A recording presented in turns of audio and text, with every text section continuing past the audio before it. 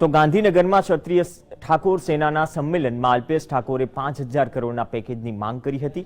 સાથે દારૂબંધીના કડક કાયદા લીધા વિના ઘરે નહીં જવાનું પણ એલાન કર્યું હતું.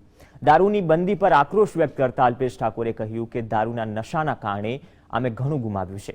અમે જમીન અને અમારા દીકરાઓ ગુમાવ્યા છે. તેણે કહ્યું છે કે આજે ગુજરાતના ખૂણે ખૂણે બુટલેગરો છે. મહેનતની કમાણી દારૂમાં જઈ રહી છે. ઠાકોર સમાજમાં દારૂના કારણે અનેક દીકરાઓ મોતને ભેટ્યા છે. અલ્પેશ ઠાકોરે ગુજરાત સરકાર પર ઉદ્યોગપતિઓને ગોચર વેચી દેવાનો પણ આરોપ મૂક્યો. સાથે જ ગુજરાતમાં આવેલા ટાટા, હોન્ડા અને મારુતિમાં ગુજરાતીઓને નોકરી નહીં અપાતા હોવાનો પણ આક્ષેપ કર્યો. ઠાકોર સમાજ માટે, ઠાકોર વિકાસ નિગમ માટે વાર્ષિક 5,000 કરોડની વિશેષ પેકેજની જાહેરાત કરો. કરવું છે ને? અને એવા જ ગુજરાતના ઓબીસી, એસસી, એસટીના જે તમામ પછાત નિગમો છે, એ પછાત નિગમો માટે સરકાર ગેરંટર બને અને વિશેષ પેકેજની જાહેરાત કરે.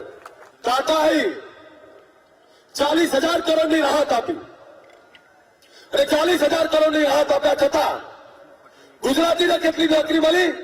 તો કે ટાટાના દરવાજા ઉપર એવું કહેવામાં આવે છે કે ભાઈ સ્થાનિક લોકોએ કોઈએ નોકરી માંગવા ના આવો. ગુજરાતની અંદર ટાટાને 40,000 કરોડની રાહત આપી. ટાટા અમારો કોઈ જમાઈ નતો કે 40,000 કરોડ રૂપિયા આપી દીધા.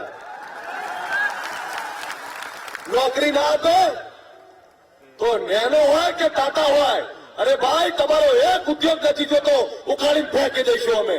મારુતિ કે હોન્ડાની અંદર ત્યાંના યુવાનોને એવું કહેવામાં આવે કે નોકરી અહીંયા નહીં મળે, ગુડગાંવ જવું પડશે.